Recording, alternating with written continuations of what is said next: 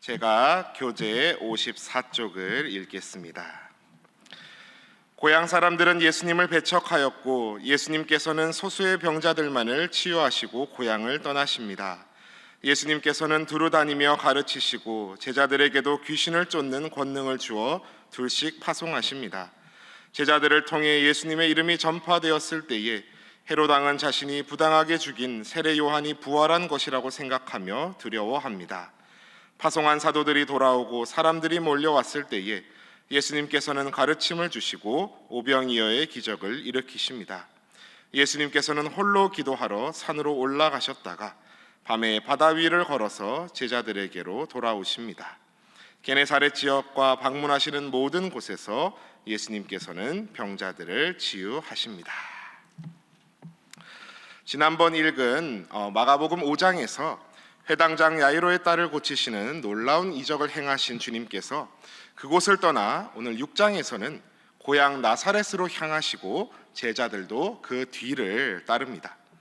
그리고 2절 말씀해 보시면 안식일에서 회당에서 가르치시니 많은 사람이 듣고 놀랐다라고 말씀합니다. 놀랐다라는 말은 원어로 보면 압도되다, 충격받다라는 뜻입니다. 충격적으로 압도당할 정도로 하나님의 말씀을 놀랍게 풀이하여 들려주시는 예수님의 모습을 보고 사람들은 말합니다. 이 사람이 받은 지혜와 그 손으로 이루어지는 이런 권능이 어찌 됨이냐.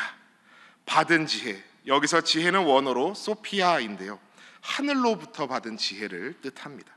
권능은 디나미스, 하나님의 힘을 뜻합니다. 이 사람이 하늘로부터 받은 지혜와 하나님의 권능을 행함이 어찌 됨이냐라고 말하고 있는 것이지요. 이쯤 되면 나사렛에서 플래카드 하나 걸어야 되는 거 아닙니까? 요즘도 그러는지 모르겠습니다만 예전에 지방 가면 그런 거 자주 걸려 있는 걸 봤었습니다. 우리 고장 누구누구 사법고시 합격, 누구누구 의원 출마 이러면서. 아니, 우리 예수님 명성 정도면 그 정도 하나 걸어 주어야죠. 우리 나사렛을 빛낸 자랑스러운 동문 선지자 예수님. 그런데 정작 고향 사람들의 반응은 어떠합니까? 3절 말씀을 주목해 보십시오. 이 사람이 마리아의 아들 목수가 아니냐. 아니, 목수의 아들 요셉의 아들도 아니고 마리아의 아들 목수가 아니냐. 설령 아버지 요셉이 돌아가신 경우라도 이렇게 말하는 경우는 잘 없습니다. 이게 무슨 말입니까? 야, 내가 저 예수네 과거사 알잖아. 너 몰랐어? 마리아가 결혼 전에 배가 불러서 왔잖여. 요셉 아들 아니요, 어디서 나 갖고 온 자식이요. 이런 모욕적 인사로까지 볼 수 있는 발언입니다. 그리고 또 뭐라고 이야기합니까? 야고보와 요셉과 유다와 시몬이 그 형제들 아니냐. 또 그 누이들이 우리와 함께 여기 살고 있지 않냐. 예수님의 형제들 이름 다 알려줘서 참 감사하긴 한데, 우리가 예수 형제자매들 다 알고 있는데 지가 뭐 그렇게 잘났어? 라고 사람들이 이야기하고 있는 것이죠. 그러면서 3절 마지막을 한번 보십시오. 예수를 배척한지라. 밑에 주석에 보면 뭐라고 되어 있습니까? 또는 예수로 말미암아 실족한지라, 걸려 넘어진지라 라는 말씀입니다. 뭐에 걸려 넘어진 겁니까? 나의 편견과 아집으로 인하여, 내 인간적 생각으로 인하여 걸려 넘어진 겁니다. 오늘 본문 4절에서 5절 말씀을 우리 함께 봉독하시겠습니다. 4절에서 5절 말씀입니다. 시작. 예수께서 그들에게 이르시되 선지자가 자기 고향과 자기 친척과 자기 집 외에서는 존경을 받지 못함이 없느니라 하시며, 거기서는 아무 권능도 행하실 수 없어 다만 소수의 병자에게 안수하여 고치실 뿐이었고. 아멘. 그래서 오늘 첫 번째 기도 제목은 나의 편견과 아집을 버리고 주님을 바라보게 하소서라고 기도하시겠습니다. 나의 편견과 아집을 버리고 주님을 바라보게 하소서. 선지자가 자기 고향과 자기 친척과 자기 집 외에는 존경을 받지 못함이 없느니라. 무슨 말씀입니까? 선지자도 자기 고향과 친척과 자기 집에서는 존경받지 못하느니라 라는 말씀이시죠. 나 걔 아는데 걔 목수 아들이잖아. 목수 아들 목수잖아. 놀라운 지혜와 권능은 무슨, 우리가 다 그 과거를 아는데 이런 편협한 자기 생각에 사로잡힌 고향 사람들 앞에서 오늘 5절 말씀은 무엇이라 말합니까? 거기서는 아무 권능도 행하실 수 없어. 원문으로 보면 거기서는 아무 권능도 행하시지 않았다라고 읽는 것이 더 정확합니다. 우리의 모습은 혹 어떻습니까? 나 이제 좀 성경 좀 아는데, 십자가의 복음, 예수님이 우리를 위해 십자가에 달려 돌아가셨다는 거 너무 많이 들어서 좀 익숙하네. 나 교회 생활 좀 해봐서 아는데 이번에 한다는 그 일은 안 돼, 내가 보기엔 안 돼.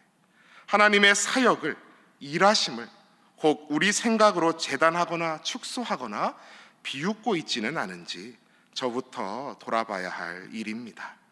오늘 6절 말씀을 보십시오. 그들이 믿지 않음을 이상히 여기셨더라. 그러나 우리 주님께서 여기서 꺾이시는 분, 포기하시는 분 아니시지요. 하반절에 뭐라고 말씀합니까? 이에 모든 촌에 두루 다니시며 가르치시더라. 아멘. 그리고 7절 말씀에 보시듯 12제자를 부르십니다. 둘씩 짝을 지어 보내시며 더러운 귀신을 제어하는 권능 주시고 명하십니다. 여행할 때 지팡이 외에는 아무것도 가지지 마라. 신만 신고 두벌옷도 입지 마라. 아니 예수님, 갈아입을 옷 넣고 세면도구 넣고 작은 캐리어 가방 하나쯤은 있어야죠. 아니다, 다 버려라. 왜요? 오직 주님만, 오직 하나님만 믿고 바라보고 나아가는 훈련을 시키신 겁니다. 그 결과로 나온 것이 12절에서 13절 말씀입니다. 우리 12절에서 13절 말씀도 함께 봉독하시겠습니다. 시작. 제자들이 나가서 회개하라 전파하고 많은 귀신을 쫓아내며 많은 병자에게 기름을 발라 고치더라. 아멘. 다른 사람도 아니고 예수님의 동향, 고향 사람들일지라도 편협한 아집과 고집의 생각이 머무르는 곳에서는 아무 권능도 은혜도 일어나지 못했습니다. 그러나 어부, 세리, 못 배워 먹은 사람들일지라도 주님의 참 제자가 되어서 아니 주님 갈아입을 옷은요, 비상금은 있어야죠 하는 내 생각, 내 아집 다 내려놓고 온전히 주님 바라볼 때 많은 귀신을 쫓아내며 많은 병자가 고침받는 충만한, 아니 넘쳐 흐르는 은혜가 있었음을 기억하십시오. 오늘도 내 편견과 아집 버리고 주님 바라보셔서 동일한 은혜 받아 누리시는 저와 모든 신일의 성도들 다 되시기를 축복합니다. 다음 13절 이후로는 세례 요한이 헤로디아의 딸의 간계에 순교한 죽음에 대한 기사가 언급되고요. 이어서 30절부터 다시 예수님과 제자들의 이야기로 돌아옵니다. 오늘 30절 말씀을 주목하여 보십시오. 사도들이 예수께 모여 자기들이 행한 것과 가르친 것을 낱낱이 고하니, 신이 나서 주님께 낱낱이 보고합니다. 예수님, 저희가 주님의 이름으로 명하니 귀신이 떠나가고 병자들이 낫고 난리가 났습니다요. 예수님께서 그래, 수고했다, 한적한 곳에 가서 잠시 쉬자라고 말씀하시지요. 그래서 배를 타고 한적한 곳으로 가시는데 그 가는 모습을 보고 슈퍼스타 예수님이시다 라고 하며 모든 고을로부터 사람들이 몰려옵니다. 장정만 5,000명이 넘는 무리들, 여자와 아이들까지 하면 10,000명, 20,000명은 좋게 되었을 무리들이었지요. 예수님께서 그들을 보시고 목자 없는 양 같음으로 인해 불쌍히 긍휼히 여기시고 여러 가지 말씀으로 가르치십니다. 그런데 문제가 생깁니다. 우리 35절에서 36절 말씀을 다 같이 봉독하겠습니다. 35에서 6절 말씀입니다. 시작. 때가 저물어 가매 제자들이 예수께 나와 여짜오되 이곳은 빈들이요 날도 저물어 가니 무리를 보내어 두루 촌과 마을로 가서 무엇을 사 먹게 하옵소서. 아멘. 여기서 오늘 마지막 나눌 두 번째 기도 제목은 빈들 마을을 바라보는 것이 아니라 하늘 아버지를 바라보게 하소서라고 기도하시겠습니다. 빈들 마을이 아니라 하늘 아버지를 바라보게 하소서. 자, 우리가 읽었듯이 큰 무리가 모였는데 문제가 생겼습니다. 예수님의 말씀, 이 특강을 듣다 보니 저녁 식사 시간이 된 겁니다. 아니 근데 이 제자들이 미리 수련회 계획 세우고 온 것도 아니고 예수님이 쉬러 가자 해서 쉬러 가는 중이었는데 갑자기 열린 이 말씀 사경회에 예산도 잡지 않았는데 참석자는 터져나가고 있는 상황입니다. 이거 안 돼, 사람 불러야 돼 하는 그런 상황이죠. 방금 읽은 35절 하반절을 보시면 제자들이 뭐라고 합니까? 이곳은 빈들이요 날도 저물어 갑니다. 제자들은 현실을 보며 두 가지 측면에서 부정적으로 바라봅니다. 이곳은 빈들입니다. 아무것도 없습니다. 공간적인 절망입니다. 그리고 두 번째 뭡니까? 날도 저물어 갑니다. 시간도 다 늦었습니다. 시간적인 절망입니다. 주님, 여기는요 아무것도 없고요 때도 너무 늦었습니다. 근데 정말 아무것도 없었습니까? 보리떡 5개와 물고기 2마리가 있었습니다. 그리고 무엇보다 주님이 함께하고 계십니다. 그렇지만 부정적인 현실만 바라보는 제자들의 시선은 그것을 보지 못합니다. 그러더니 제자들이 나름 해결책을 내어놓습니다. 36절 말씀이죠. 무리를 보내어 두루 촌과 마을로 가서 사 먹게 하십시오. 촌과 마을이 어떤 곳입니까? 물건이 있고 가게가 있고 돈이 돌고 해결이 되지 않겠습니까? 우리가 주님을 따른다고 하면서도 그래, 이게 일이 되려면 이거 돈이 있어야지. 그거 되려면 될 줄이 있어야지. 끈이 있어야지. 세상 힘이 있어야지. 세상적인 방법, 인간적인 해결법, 그것이 바로 오늘 나온 촌과 마을입니다. 거기에 대한 예수님의 답은 무엇인가요? 37절의 말씀입니다. 대답하여 이르시되 너희가 먹을 것을 주라 하시니. 저희가요? 아이고 주님, 저희가 200데나리온의 떡을 사다 먹이겠습니까? 한 데나리온 일당 10만 원 치면 한 2천만 원이 있어야 이 사람들 먹이겠는데요. 그런 돈 없습니다 하고 있는 것이죠. 예수님이 말씀하십니다. 너희에게 떡 몇 개나 있는지 가서 보라. 떡 5개와 물고기 2마리가 있더이다. 그러자 제자들에게 명하셔서 사람들을 잔디밭에 다 앉게 하십니다. 그리고 41절의 말씀입니다. 떡 5개와 물고기 2마리를 가지사 하늘을 우러러 축사하시고, 하늘을 우러러 축사하시고.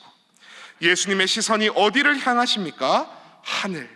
주님의 방법을 가장 잘 표현한 단어 하늘입니다. 우리의 문제 가운데 우리의 눈은 어디를 바라보고 있습니까? 내가 처한 황량한 빈들과 같은 현실입니까? 아니면 세상적으로 추구하는 촌과 마을과 같은 번영입니까? 아니면 하늘 아버지를 바라보십니까? 335 모임을 우리 정치인 목사님 중심으로 모든 교역자가 힘을 합쳐 마련해 나가고 있는데요. 7월 첫 주는 교회 예산으로 뷔페를 불러서 멤버들을 먹였고요. 셋째 주는 각자 먹을 것을 조금씩 싸가지고 와서 나누어 먹기로 했습니다. 그게 바로 어제였습니다.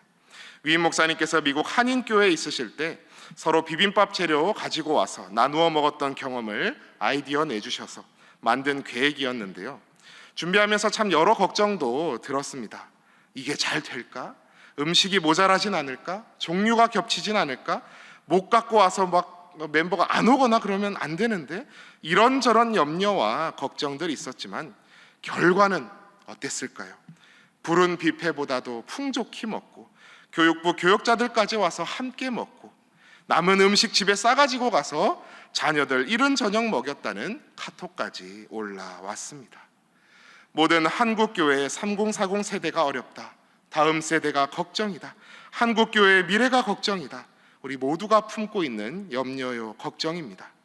그러나 우리가 우리의 시선을 하늘 아버지께 온전히 맞출 때에 하늘을 우러러 주님 축사하신 그 현장에서 빈들은 하늘을 만나고 떡 5개와 물고기 2마리가 모든 사람이 먹고도 12광주리에 차고 넘치는 생명의 은혜로 흘러 넘쳤던 것처럼 77년을 달려온 우리 사랑하는 신일교회 앞으로의 모든 미래를, 또 모든 우리 신일의 권속들의 가정의 문제들을 하늘 아버지께서 책임지시고 해결하시고 풀어주실 줄 믿습니다.